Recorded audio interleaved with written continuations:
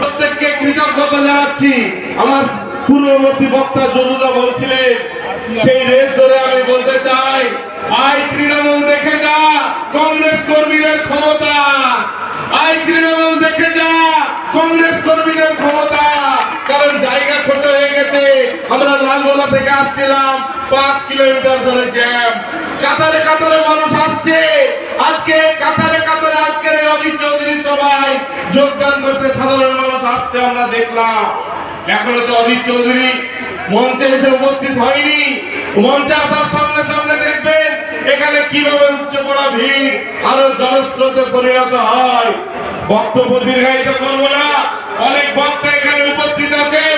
আজকের দিনে দাঁড়িয়ে দেখছেন বর্তমানে যুব সম্প্রদায়েরা হাহাকার, কিভাবে হতাশাগ্রস্ত অবস্থায়, চাকরি নেই, শিক্ষা নেই, যুব সম্প্রদায়ের কোনো কর্মসংস্থানের ব্যবস্থা নেই।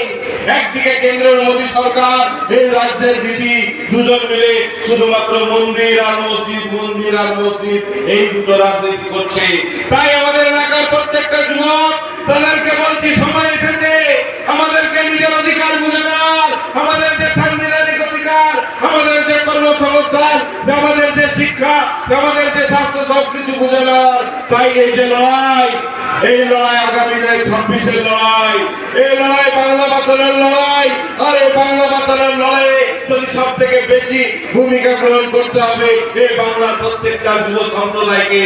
তাই আমি পরিশেষে একটাই কথা বলবো, सरपरों से की तमन्ना अब हमारे दिल में है, देखता है जोर कितना बाजुए कातिल में। সবাই মিলে লড়াই করুন, জাতীয় কংগ্রেস লড়াই করুন। জাতীয় কংগ্রেস জিন্দাবাদ, যুব কংগ্রেস জিন্দাবাদ, অজিত চৌধুরী জিন্দাবাদ, রাহুল গান্ধী জিন্দাবাদ।